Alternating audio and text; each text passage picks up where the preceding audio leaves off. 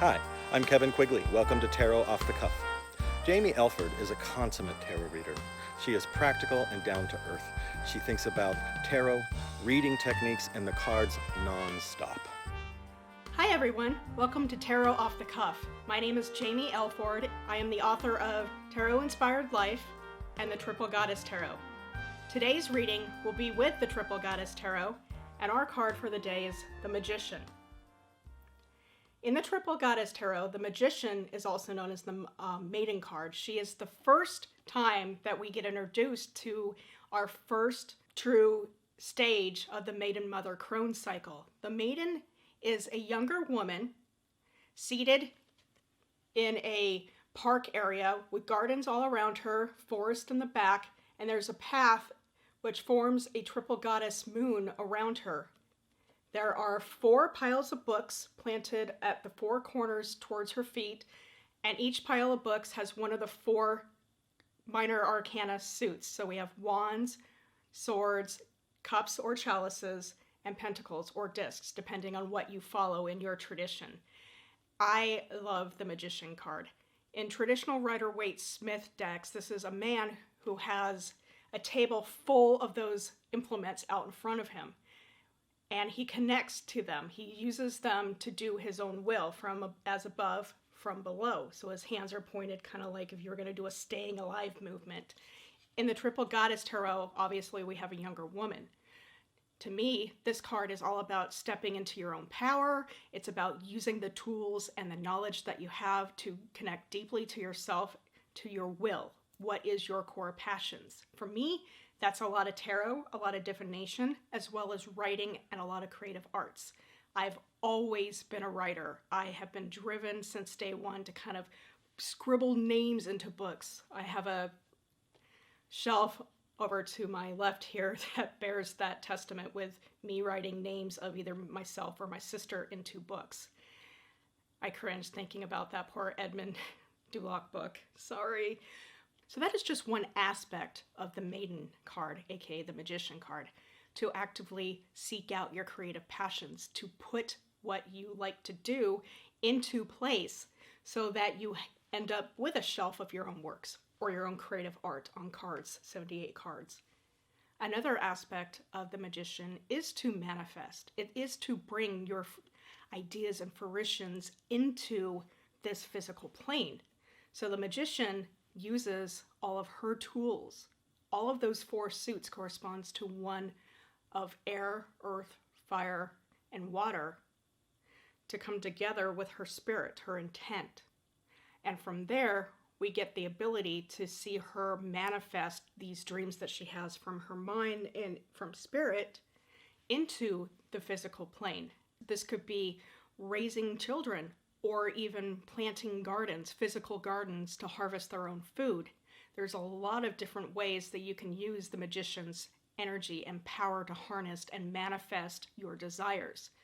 Sometimes under the new moon, I've written down dreams and goals in a particular new moon journal, things that I desire, whether it is a new job or my next book, or even items that I want to fill my house with. I've written down these desires, closed that again, this is on the full moon, and then I let it sit. Sometimes I'll look back over these things and find out what's been manifested, and I write down when it was manifested and I cross it off the list. Sometimes it takes a while for you to manifest things, like a book. From start to finish, I believe Tarot Inspired Life took about 6 years. That is a lot more than I had desired to publish, but life can get in the way.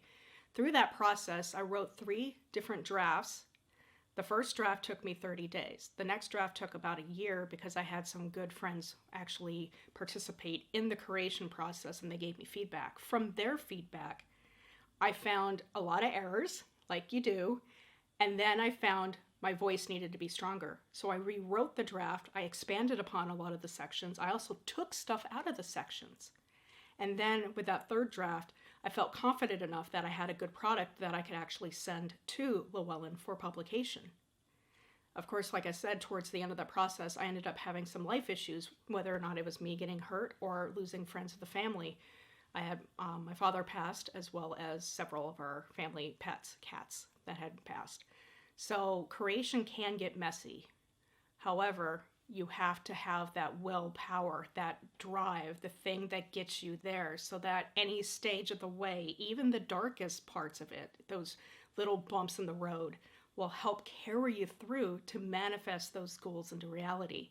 And let me tell you, when you actually hold that product in your hand, that book, or the deck, or that manifested item, seeing your garden be as beautiful as it is once you have seen the sun feed and the water feed those plants. There's no feeling of achievement greater than you see that. It's that, I did it, look what I did. It's that magic that fires us up, that gets us into, can I do this again? Can I keep going? What's next?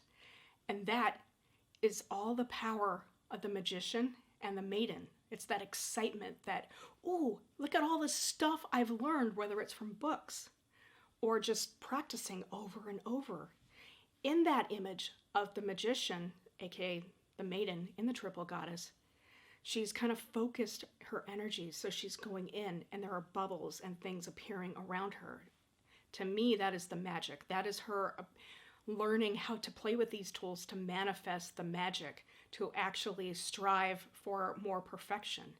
Because again, in the major arcana, the magician is the first card, so she's learning. She's trying to focus and adapt her willpower.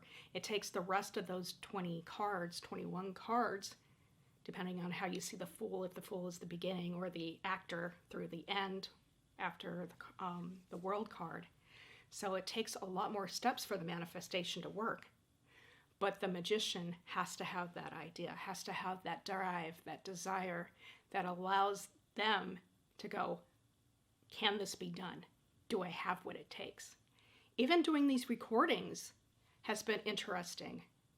The show of tarot off the cuff is much like an actual tarot reading. When you, the viewer who are watching, and you come down and sit at my table, I don't have all the memories and the memorizations of the cards. I don't know what you're going to ask me. I don't know how the reading's going to go. In some cases, I might be sweating buckets. And that's not just because of the sun, it's because of that nervous energy, that newness, that first, what are they going to challenge me with? What is the answers going to speak? What is the deck going to pull up for me? Will they understand the Ten of Swords? Will they understand the Devil? Will they understand the Death card? And then you sit down and we have a dialogue. And then I get a better idea of what you need, either to clear your clutter or focus on the steps to get you to where you want, to your manifestation, your answer, your drive. To me, that is what the magician does when we sit in a tarot reading. Because then I shuffle the cards after we discuss what your question is and what the ultimate answer you want is, or the next step. Sometimes the questions might pose, you can't have that yet, but here, let's work on this one thing first before you transition to another thing. So then we shuffle the cards, and I'll start laying out cards and associating positions and meanings with them.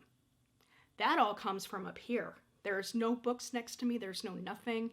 Sometimes the card meaning is not going to be what's in a book. It might be something that just pops into my head. It might be a story. Sometimes I might relate how that card in that situation, similar to yours, might have affected me. So that way you know that you're not alone. You're not the only one that wants to manifest something, to have a better life. In other cases, I might tell you this is the dictionary definition. I could read this card 5 ways, and yet that card still does not speak to me. Maybe it's a message that you need to code, that I, as the messenger, could fail to read that or understand the interpretation. However, sometimes I like to believe that the cards will speak to my clients as well and say, yeah, Jaymi knows her stuff. She knows how to do this. However, you are the one that has to take control of your life, your will, your desire. So here's a message especially for you. And yes, I do let my clients take pictures of my readings and the layouts so that they can go online or do the research or meditate with their cards when they get home. They can set up altars, they can journal about it, they can do all sorts of things. However, the power, again, we are all magicians. That power will be left for you to decide how you do it. Thanks again, and I will see you next time. Hey, this is Kevin. Hi, this is Nooch. Thanks for watching. If you like what you saw, please hit a thumbs up and subscribe. You'll know when new ones are coming. And share with your friends. We'll see you soon.